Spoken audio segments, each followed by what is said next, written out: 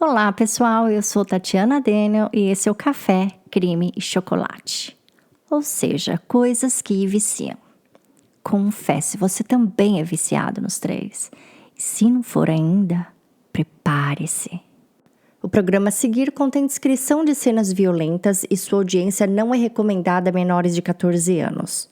Fotos e fontes sobre o caso você encontra em www.crimesmistériosbrasil.com. Dezembro, mês em que todos nós ficamos atribulados em meio a confraternizações, amigos secretos, compras e correria de festas. Mesmo sendo uma época tão corrida, dezembro é sempre mágico.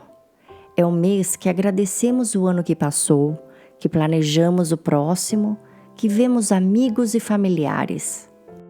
Quando se tem criança na família, então, parece que a luz dessa época brilha até mais forte.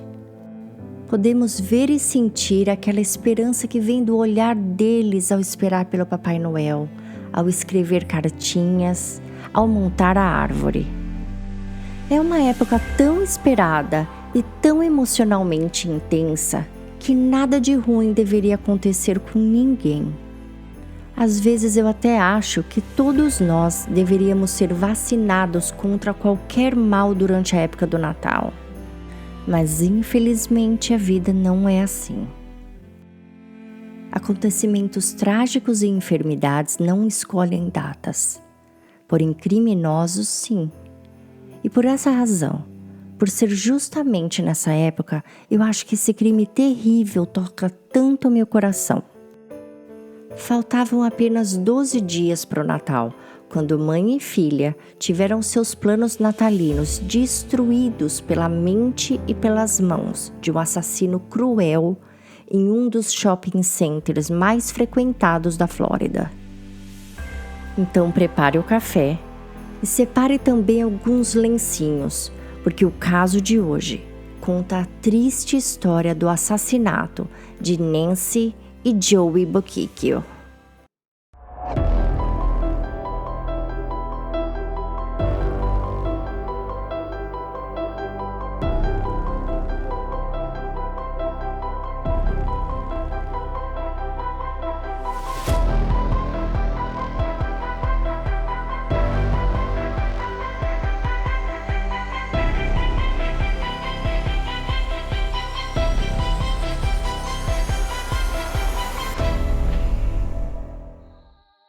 Nancy Joanne Bochicchio era uma nova-iorquina descendente de italianos que por muitos anos dedicou sua vida ao trabalho. Nascida em 21 de agosto de 1960 no Bronx, ela era daquele tipo de pessoa que não para. Para quem conhece Nova York e já presenciou o ritmo daquela cidade, Nancy era a versão humana da Big Apple. Claro que o sangue italiano fazia com que ela fosse ainda mais intensa. Mas a família de Nancy dizia que ela era o estereótipo perfeito da mulher cosmopolita. Acordava cedo, dormia tarde, almoçava correndo, fazia 1000 coisas ao mesmo tempo e estava sempre falando, rindo e gesticulando. Ela não se importava com o barulho da cidade, adorava multidões, andava rápido, abraçava mendigos na rua e os chamava pelo nome. Sempre participava de mutirões para a limpeza da cidade e vivia envolvida em programas de caridade, principalmente os que envolviam crianças. Nancy se formou em economia e trabalhava no Wall Street como consultora na Bolsa de Valores. Ela passou a maior parte de sua carreira migrando de empresa a empresa à medida que alcançava cargos maiores. Nancy era financeiramente generosa com sua família, mas ela também pensava no futuro e poupava para garantir sua aposentadoria. Em 1995, Nancy resolveu que era hora de desacelerar. Quando uma colega de trabalho pediu demissão e se mudou para Boca Raton, na Flórida, Nancy decidiu fazer a mesma coisa. Bom, o sonho de todo nova-iorquino é se aposentar e mudar para a Flórida. Nancy, por sua vez, decidiu não esperar a velhice chegar. Aos 35 anos, ela achou que a vida deveria ser vivida intensamente e de nada valeria ela ter trabalhado tanto se não fosse para aproveitar. Nancy também sonhava em ser mãe e, caso a maternidade acontecesse para ela, ela gostaria de curtir cada instante em um local mais calmo e mais seguro que a loucura de Nova York. Tudo bem, ela gostava daquele agito, mas sentia que aquele era um cenário mais para trabalho do que família. E Nancy não estava errada, pelo menos não tão errada assim. A razão de muitos nova-iorquinos de se mudarem para a Flórida é a calma e o clima. Enquanto Nova York tem invernos rigorosos, na Flórida o sol brilha o ano todo, permitindo uma qualidade de vida e uma saúde bem melhor. Nancy namorava Philip Hauser, um advogado residente do Brooklyn, e não foi fácil convencê-lo a mudar-se para o sul. Então, a princípio, Nancy decidiu ir sozinha e a distância ditaria o futuro do relacionamento. Ao descobrirem que Philip não iria, a irmã de Nancy, Joanne, e seu marido Stan Bruno decidiram se mudar com ela. Eles já planejavam se mudar para a Flórida eventualmente e só adiantaram a viagem para não deixar Nancy sozinha, longe da família. Nancy então comprou uma casa de 4 dormitórios em Boca Raton, em um condomínio de alto padrão chamado Hidden Lake, e sua irmã e Stan compraram uma outra que ficava a 10 minutos de distância. Nancy quis uma casa grande porque ela planejava receber a família que ficou em Nova York durante os períodos de férias, e também porque ela queria muito ter filhos. Ela e Philip mantiveram um relacionamento mesmo à distância e no início de 1999, Nancy ficou grávida. Ela já estava com 39 anos e, devido à hipertensão, seu médico desaconselhou-a a prosseguir com a gravidez. Porém, ela ignorou o conselho médico e acabou levando a gravidez adiante mesmo assim. Philip não queria ter filhos, mas apoiou Nancy em sua decisão. A data dada pelo obstetra como provável para o parto era 25 de dezembro de 1999, dia de Natal. Sendo assim, ao descobrir que sua bebê seria uma menina, Nancy decidiu chamá-la de Joey Noel. Joey, em homenagem a seu pai, que se chamava Joe, e Noel, porque ela seria seu anjo de Natal. No entanto, a pequena Joey decidiu vir ao mundo alguns dias antes, em 17 de dezembro. Ela nasceu cheia de saúde, pesando 4,5 kg e medindo 53 centímetros. O parto foi tranquilo e o sonho de Nancy havia finalmente se realizado. Philip viajou para a Flórida assim que soube do nascimento da filha, e ao chegar no hospital e ver Joey na maternidade e Nancy dormindo no quarto, Philip correu para uma joalheria, comprou um anel de diamantes para Nancy e uma pulseirinha de corações para Joey. Então ele voltou no hospital e pediu Nancy em casamento. Os dois se casaram 3 meses depois. Philip continuava a trabalhar em Nova York, mas passava praticamente metade do tempo na Flórida. Ele e Nancy eram excelentes pais e Joey cresceu dentro de um lar com muito amor. Mas esse amor todo não vinha só dos pais. Vinha também dos tios Joanne e Stan. A família era muito unida e eles faziam tudo juntos. Por conviver muito com adultos, Joey era dessas crianças de pensamento avançado. Ela era muito brincalhona, engraçada, comunicativa como a mãe era na idade dela, mas sabia também respeitar a todos e vira e mexe era pega conversando sobre assuntos complexos com adultos. Ela tinha o costume de cumprimentar a todos que passavam por ela e nunca fazia diferença de ninguém. A tia Joanne diz que Joey às vezes nem parecia criança. Ela não era enjoada para comer e comia coisas que outras crianças faziam vistas tortas. Por exemplo, ela adorava frutos do mar, comida tailandesa, antipastos italianos, cordeiro, salada. A família frequentava muito um restaurante fino em Boca Raton chamado Café D'Angelo, e toda vez que Joey chegava, os garçons vinham cumprimentá-la e o dono do restaurante já pedia para trazer à mesa uma porção de ostras. Ele ficava maravilhado em ver uma menininha tão pequena comendo algo que muitos adultos não comem.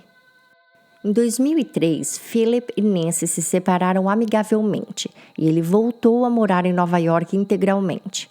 Só que via Joey pelo Skype todos os dias e fazia lição com ela. Em 2006 saiu o divórcio, mas já nessa época o casal contemplava uma reconciliação. Independente de estarem casados no papel ou não, os dois se davam bem. Tinham um respeito e admiração muito grande um pelo outro e dividiam juntos o importante papel de pais de Joey. Em dezembro de 2007, Philip planejava mudar-se definitivamente para a Flórida para ficar mais perto da filha. Ele abriu um escritório em Boca Raton e comemorava a nova fase. Os planos dele era também se reconciliar com Nancy e, quem sabe, morarem todos juntos. Seu hobby era jogar golfe e ele havia comprado uma anuidade família de um clube de golfe bem próximo à casa de Nancy.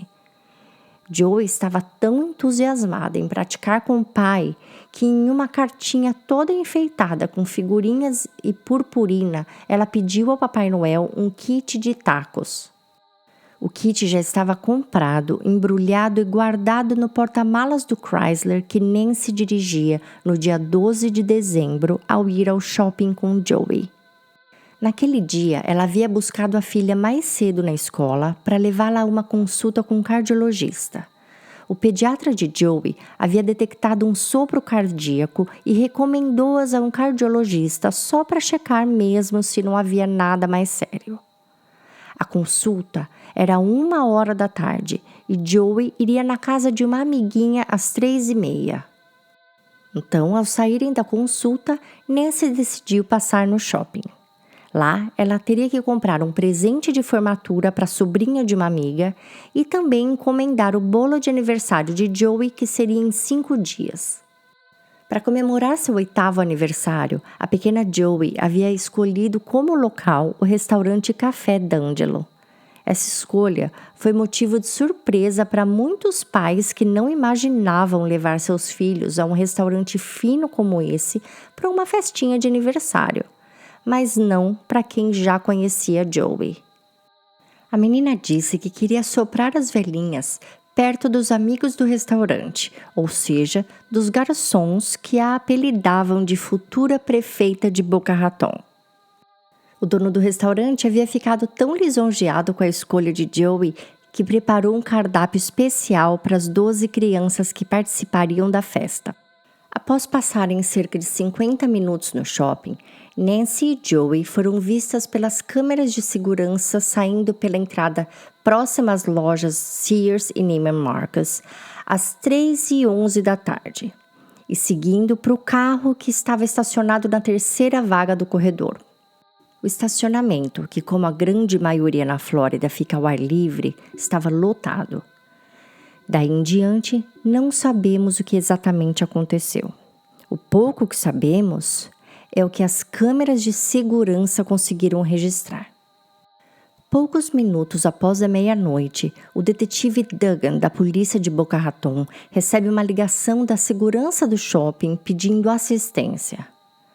Ao notarem que havia um carro parado em frente à loja da Sears, sozinho naquela área do estacionamento e ainda com o motor ligado, os seguranças foram averiguar. Ao se aproximarem, viram que não havia ninguém no banco da frente. Como o carro tinha insufilme e pelas regras do shopping eles não poderiam abrir o veículo, eles então chamaram a polícia.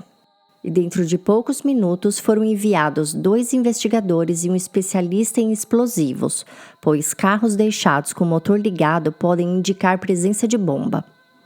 Ao chegar, um dos agentes passou uma sonda ao redor do carro e logo em seguida, um segundo oficial abriu a porta da frente e, ao dirigir seu olhar para o banco de trás, viu a cena que se tornaria um pesadelo pelos próximos dias. No banco traseiro, mãe e filha, estavam de pulsos amarrados com lacre, óculos de mergulho nos olhos e ambas com um tiro na testa disparado em estilo execução. Os policiais imediatamente chamaram reforço e toda a área foi isolada. Enquanto isso, Joanne, irmã de Nancy, se desesperava em casa. As duas se falavam todas as noites e Nancy não ficava sem atender o celular. Ela tinha ficado de ligar para Joanne à tarde para dizer como havia sido a consulta de Joey ao cardiologista. Ela sabia que Joanne estava preocupada. Já que Nancy não atendia o celular, Joanne começou então a ligar na casa. E ela ligava e nada. Logo pela manhã, enquanto tomava café com seu marido e sua filha, Joanne viu no noticiário da CBS Miami que um possível assalto seguido de assassinato havia ocorrido no shopping.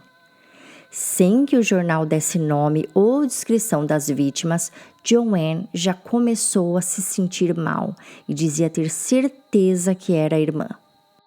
Até que às 10h30 da manhã, a polícia de Boca Raton contatou Joanne e deu-lhe a má notícia. O próximo a ser avisado foi Philip. As investigações mostraram que Nancy e Joey saíram da porta da Sears às 3h11 da tarde. Às 3h14, o celular de Nancy fez uma ligação ao 911, mas logo a ligação foi desconectada. Seguindo o protocolo de emergência, a atendente do 911 ligou de volta, mas a ligação caiu na caixa postal. Às 3h19, um saque no valor de $500 foi registrado na conta corrente de Nancy e a câmera de um caixa eletrônico captou imagens de seu carro em frente ao drive-thru bancário. Às 13h22, o carro de Nancy é visto entrando novamente no estacionamento do shopping. Dentro e fora do carro, nenhuma impressão digital recente que não tenha sido de Joey ou Nancy foi encontrada. O caso rapidamente chocou a comunidade local. O desespero foi tão grande que no dia seguinte o shopping ficou quase vazio. Na semana seguinte, o estacionamento operava com diversos seguranças e visitantes eram levados das portas até seus carros por seguranças em carrinhos de golfe. As pessoas estavam apavoradas. Para a polícia, o cenário também não era bom. O indivíduo que sequestrou e executou Nancy e Joey era bem preparado. Ele planejou meticulosamente o crime, estudou o local. Ele fez tudo muito rápido e principalmente sem ser notado em um dos locais mais movimentados, um shopping center em véspera de Natal. Ele pensou em cada etapa. Levou lacres plásticos, algemas, provavelmente usou luvas e não deixou rastro. Ele fabricou amarras visuais encapando óculos de mergulho com fita isolante e um pedaço de espuma ao lado de dentro para não deixar espaço algum para as pálpebras abrirem. Ele tinha 2 óculos, um para Nancy, um para Joey, e sua arma tinha um silenciador. O primeiro a ser interrogado foi Philip, mas ele tinha álibis concretos e seus sócios e clientes provavam que ele estava em Nova York. Mesmo assim, em casos como esses, a polícia nunca descarta a possibilidade de ser um crime encomendado. Mas se aprofundando nas investigações, Philip foi descartado como suspeito. A família de Nancy só tinha coisas boas para falar sobre ele e com a morte das duas, ele acabou entrando em profundo estado de depressão. Uma outra razão para a polícia acreditar que Philip não tinha nada a ver com o crime era o fato de que, por mais que esse crime tivesse sido terrível e macabro, ele não foi o único a acontecer dessa mesma forma neste mesmo local. Algo muito parecido havia acontecido com outra mãe e seu bebê no estacionamento do mesmo shopping 4 meses antes. No dia 7 de agosto de 2007, uma mulher, a qual a polícia mantém seu nome em sigilo, então vamos chamá-la aqui de Jane, compareceu à delegacia em estado de choque, relatando o seguinte. Bom, eu vou ler aqui o relato dela, exatamente como foi dado à polícia. Eu estava caminhando no estacionamento do shopping com meu filho de 1 ano e 8 meses no carrinho de bebê, em direção ao meu carro. Então, como de costume, primeiro eu abri a porta traseira, coloquei meu filho na cadeirinha, coloquei o cinto de segurança nele e fui dobrar o carrinho de bebê para colocar no porta-malas. No que eu estava guardando o carrinho, meu filho começou a chorar e chamar mamãe, mamãe. Quando eu olhei através do porta-malas, vi um homem sentado ao lado dele. Ele estava de chapéu e óculos escuros. Na hora, meio que por um segundo, eu pensei que pudesse ser alguém que conhecêssemos, mas logo me apavorei e fui ver quem era. Ao chegar em frente à porta, ele me apontou uma arma e disse para que eu entrasse no carro e fizesse tudo o que ele pedisse. Apavorado, eu sentei no banco da frente e dei partida. Eu chorava muito e implorava para que ele não fizesse nada conosco, principalmente com meu filho. Ele disse que se eu fizesse tudo o que ele mandasse, nada aconteceria. O homem perguntou se eu tinha dinheiro ou folhas de cheque. Eu disse que não. Ele perguntou se eu tinha cartões de crédito e eu disse que sim, porém, que eles estavam todos no limite. Então ele pediu para que eu dirigisse até um caixa eletrônico. Lá ele me fez sacar $600, que era o limite. Depois disso, ele me deu as coordenadas da nossa próxima parada. Nós paramos no fundo de uma loja, onde ele trocou de lugar comigo no carro. No banco de trás, ele me algemou e com um lacre me prendeu a cadeirinha do meu filho. Então, ele prendeu meu pescoço com um outro lacre ao metal do descanso de cabeça do banco. Depois de colocar em meu rosto um óculos escuro coberto com fita isolante, ele passou a dirigir o carro. Eu conseguia ver um pouco através dos óculos, mas não deixei que ele percebesse. De repente, ele passou a mudar o comportamento comigo. O lacre estava muito apertado em meu pescoço e ele parou o carro para vir afrouxar um pouco. Foi então que ele percebeu que dava para eu enxergá-lo com aquele óculos, então ele substituiu por um óculos de mergulho coberto com fita. Ele perguntou se eu queria que ele me desse água, eu tinha uma garrafinha de água na minha bolsa, ou se eu queria que ele desse a mamadeira que também estava lá para o meu filho. Eu disse que não precisava, pois fiquei com medo dele estar tentando nos envenenar. Foi então que eu comecei a ter uma crise de asma, e ele disse que eu não precisava me preocupar, pois tudo ficaria bem, e se eu não o desobedecesse, logo eu estaria livre dele. Foi então que eu comecei a ter uma crise de asma e ele disse que eu não precisaria me preocupar, pois tudo ficaria bem se eu não o desobedecesse. Então, meu celular começou a tocar e ele se irritou. Eu disse para que ele não se preocupasse, pois deveria ser o pai do meu filho. Eu disse a ele que estava separada e que o meu ex estava me perseguindo, que toda vez que ele ligava e eu não atendia, ele tentava vir atrás de mim. Claro que isso não era verdade, eu só queria uma chance de falar no telefone. Nesse momento, acho que ele ficou com medo e pediu para que eu atendesse a ligação, dizendo que meu carro estava quebrado e que eu estava em Delray Beach. Ele disse que eu deveria pedir ao meu ex que fosse me buscar. Nisso, ele estacionou em um plaza de Delray e sumiu. Eu fiquei quase meia hora presa pelo pescoço, algemada, com óculos de mergulho e com meu filho chorando, esperando meu ex chegar. No momento que ele chegou, eu estava em pânico. Antes de ir embora, o sequestrador pegou minha carteira de motorista e minha bolsa e disse que ele sabia o meu nome e onde eu morava. Ele disse que viria atrás de mim caso eu desse sua descrição à polícia.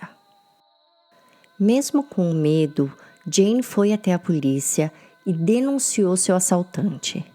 Ela está hoje no Serviço de Proteção às Vítimas e Testemunhas e não se identifica em entrevistas e nem em boletim de ocorrência e nunca mostra o nome dela.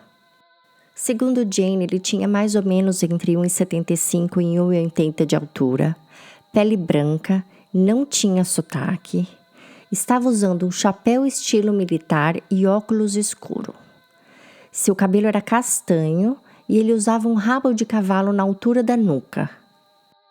Qualquer tipo de sequestro, mesmo os mais curtos, só para saques em caixa eletrônico, são considerados crimes federais nos Estados Unidos. E o FBI, junto à polícia de Boca Raton, deram início às investigações no caso de Jane juntos.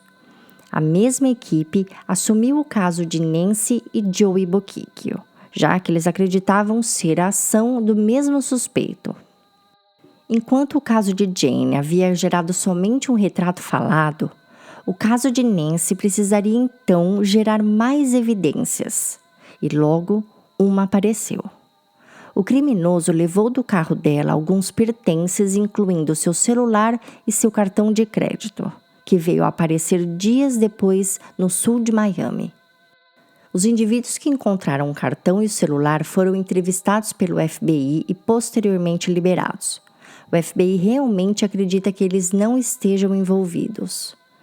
Em fevereiro de 2008, um criminal profiler do FBI traça um perfil do criminoso.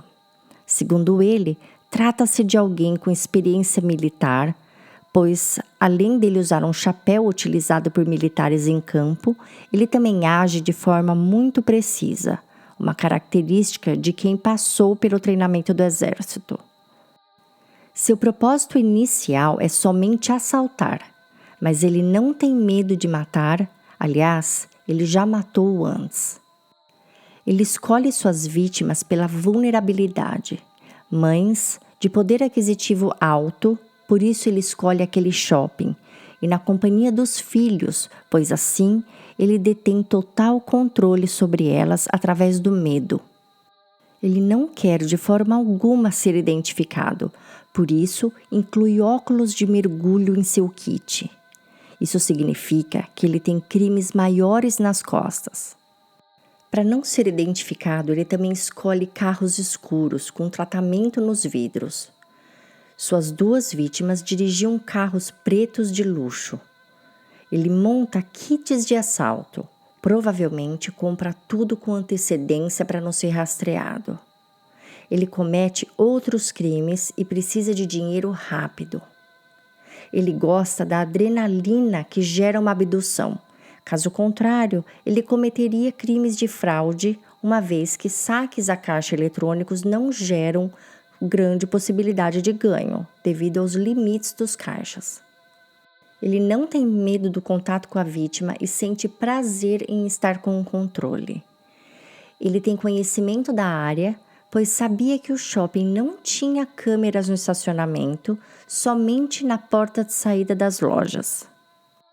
Eles acham que a razão dele ter poupado a vida de Jane e seu filho, mas não a de Nancy e Joey, teria sido a possibilidade de Nancy ter reagido. Sabemos que ela tentou ligar para o 911. O pai de Nancy também recorda uma ocasião onde, ainda em Nova York, ele e Nancy estavam no trânsito, parados no semáforo, e um ladrão veio assaltá-los. Ele pediu a bolsa de Nancy e ela não deu. Quando ele colocou o braço para dentro do carro e alcançou a bolsa, Nancy mordeu seu braço tão forte que o braço do homem começou a sangrar. Ele saiu gritando, a chamando de louca, e ela gritou de volta, dizendo que ela trabalhava muito para pagar aquela bolsa e que ele não iria levar. Ou seja, Nancy não era de assistir tudo passivamente. Sua irmã Joanne dizia que Nancy tinha pavor de ser sequestrada ou de que alguém abusasse sexualmente de Joey. Então, segundo ela, seria bem provável que Nancy tivesse tentado se defender. A polícia de Boca Raton divulgou o perfil do criminoso junto ao retrato falado e ofereceu $400 mil para quem trouxesse informações que levassem-os à sua identidade. Mas apesar de todo o esforço, até hoje em 2020, eles não conseguiram identificar quem cometeu esses crimes. A primeira vez que eu ouvi esse caso, o primeiro suspeito que me veio à cabeça foi Israel Keyes. Na época, não havia sido liberado ainda aquela lista com os possíveis locais onde ele esteve, com as datas. Então, quando eu cruzei a lista posteriormente, vi que ele estava em território base, não no Alasca, mas não necessariamente na Flórida naquela semana. Acontece que Israel, quando vinha para os Estados Unidos, ele desembarcava nos estados do norte, que tem voos direto do Alasca. Ele usava muito o trajeto Seattle, Indianápolis, Oregon, Chicago. E normalmente ele alugava um carro nesses locais e partia para os estados onde ele cometeria seus crimes. Locais onde ele havia posteriormente escondido seus kits também. Nós sabemos que a Flórida faz parte de seu mapa. Israel fazia muitos cruzeiros e ele admitiu ter aproveitado viagens de lazer para esconder kits ou para cometer crimes. Sabemos também que, além de violentar sexualmente muitas de suas vítimas e assassiná-las depois, Israel era também um experiente assaltante. O FBI chegou a confirmar mais de 8 assaltos a bancos cometidos por ele e em nenhum desses ele havia matado alguém. Era com o dinheiro conseguido em assaltos assim que ele financiava suas viagens e o dinheiro para a compra dos materiais dos kits. Lembrem-se que sua meta era não ser rastreado. Então, quando ele comprava os lacres, luvas, máscaras, facas, fitas crepe, sacos de lixo, quando ele comprava tudo isso para cometer ou ocultar seus crimes, ele nunca podia passar esses itens em seu cartão de crédito. Ele precisava pagá-los em dinheiro. Dinheiro em espécie também é usado para comprar cartões pré-pagos, e estes cartões, eles podiam ser usados na época para aluguel de carro. Ou seja, a lista que o FBI tem dos locais foi baseada somente no que Israel pagava com o cartão de crédito dele e usando o e-mail dele. Existe ainda uma infinidade de dados e de locais que nós não temos como mapear. Agora, olhando o retrato falado, inclusive quem quiser pausar agora e dar uma olhada, eu coloquei a comparação entre os dois no nosso perfil do Instagram, no nosso site e no grupo do Facebook. Na comparação, eu totalmente vejo Israel. Não somente nos traços físicos, mas também na escolha das vestimentas e acessórios. Ele também usava cabelo na altura da nuca, tem foto mostrando ele com esse corte de cabelo. E no assalto que Israel fez a um banco de Nova York, ele estava com bigode falso e peruca. Em um assalto no Arizona, ele estava com barba falsa e peruca. Ou seja, ele sabia disfarçar. Porém, o que eu achei mais típico dele foi a precisão do crime e a organização dos objetos usados. A polícia tentou rastrear as marcas dos óculos de mergulho, mas tratam-se de óculos de uma marca muito popular que podem ser encontrados em qualquer lugar. O criminoso provavelmente estava usando luvas e Israel sempre guardava luvas e óculos escuros em seus kits. Outra coisa que ele guardava nos kits era dinheiro em espécie. Em entrevista ao FBI, após ter sido preso, ele confessou guardar dinheiro em absolutamente todos os kits. E de onde vinha esse dinheiro? De pequenos assaltos. Bom, mesmo assim, a assinatura dele nesses crimes não passa de uma possibilidade. Ele nem sequer está listado como, mesmo que falecido, como um possível suspeito. Enquanto outras pessoas além de mim discutem a mesma possibilidade na internet, tem os que acham que essa é uma teoria impossível. Algumas pessoas acham que esse crime pode ter sido cometido por um dos seguranças do shopping, outros acham que foi um ex-policial.